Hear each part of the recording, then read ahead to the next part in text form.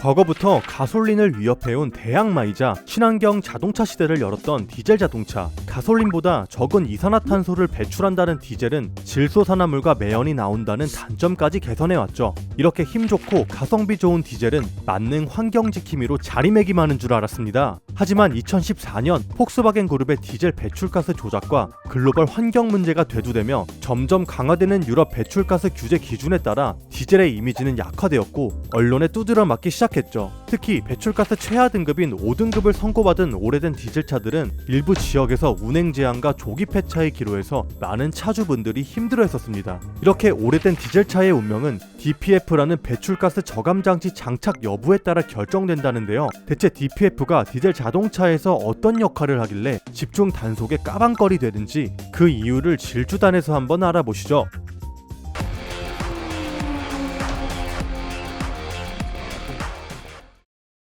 DPF 바로 배출가스 저감 장치입니다. 여기 필터라는 단어를 보면 알 수 있듯이 DPF는 디젤 엔진 배출가스에서 발생하는 미립자와 매연을 제거해주는 장치인 거죠. 재생 원리는 DPF 필터가 벌집 모양의 격벽 구조로 이루어져 있는데요. DOC라는 곳에서 걸러지지 못한 PM, 즉 입자상 물질들이 여기에서 한 번 더 걸러지게 됩니다. 이 포집된 PM들을 엔진에서 나오는 뜨거운 열로 데워 없애주는 거죠. 어떻게 보면 자체적으로 클리닝을 해주는 시스템인 건데요. 이렇다 보니 PM을 제대로 연소시켜주지 못하면 이렇게 찐득한 카본 찌꺼기가 필터에 쌓여 매연을 제대로 저감하지 못하게 된다는 겁니다. 가끔 도로에서 매연을 과도하게 내뿜는 SUV차나 트럭이 보이잖아요. 아마 DPF가 없거나 문제가 생긴 게 확실하다고 생각하시면 돼요. DPF라는 기술은 디젤의 강자 프랑스와 독일에서 주도적으로 개발했었는데요. DPF는 유럽 배출가스 규제 기준이 처음 도입된 1992년 바로 유로 1부터 2014년에 업데이트된 현재의 유로 6까지 존재해왔죠.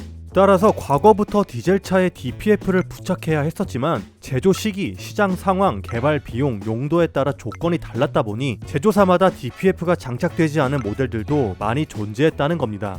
하지만 신규 생산되는 자동차에 대해서는 2015년부터 유로 6 기준을 맞추기 위해 DPF 같은 저감 장치를 부착해야만 한다라는 내용을 기사로 확인할 수 있었죠. 이렇다 보니 이미 연식이 10년이 넘어버린 노후화된 디젤 차량들은 배출가스 최하점인 5등급을 선고받았는데요. 특히 5등급 디젤 차량들에 대한 당국의 집중 단속이 말도 못합니다. 수도권과 6대 특광역시에서는 12월부터 3월 미세먼지가 기승을 부리는 겨울철에 한시적으로 이 차량들의 운행을 제한하거나 고농도 미세먼지를 우려한 지자체에서 디젤 자동차 운행을 막는 비상 저감 조치를 시행하기도 하죠. 이미 2018년부터는 서울, 인천, 경기에서 5등급 노후 경유차 운행을 제한하다 보니 보조금 받고 폐차하신 분들도 꽤 많으시잖아요.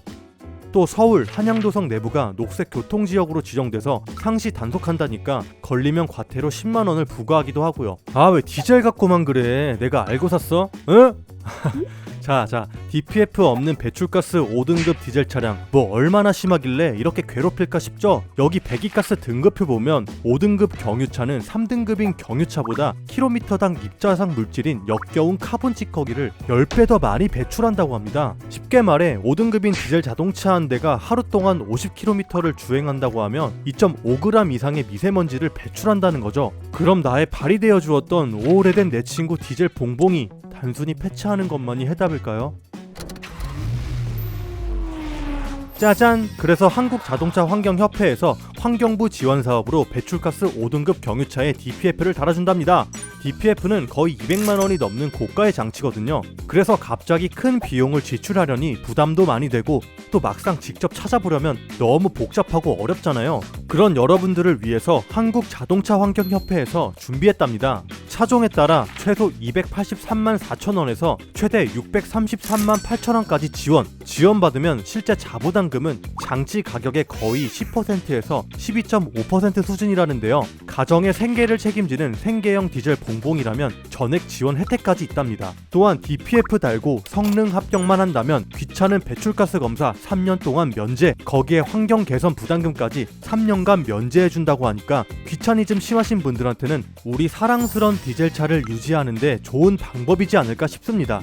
자, 여기까지 하고 DPF 장착, 부착했다면 이제 잘 유지 관리하는 일만 남았잖아요. 그래서 알려드리겠습니다. DPF를 고장 없이 잘 유지하는 방법. DPF의 원리는 포집된 PM들을 엔진에서 나오는 뜨거운 열로 태워 없애는 자체 클리닝 기술이라고 말씀드렸잖아요. 쉽게 말해 엔진이 열일을 하는 고속주행을 자주 한다면 자연적으로 나오는 고압으로 PM이 제거된다는 겁니다. 이걸 DPF 재생이라고 하는데요. 하지만 고속도로 안 타고 시내발이에서 저속주행만 하는 분들의 경우에는 자연 제거가 어렵잖아요. 그래서 요렇게 노란색 DPF 경고등이 켜지는 경우가 많은데요. 이럴 때 그냥 썸남한테 연락해서 DPF 핑계대고 인천국제공항고속도로 타고 영종도로 그냥 쏘시면 됩니다. 없는 분들은 1544-0907로 연락하시고요.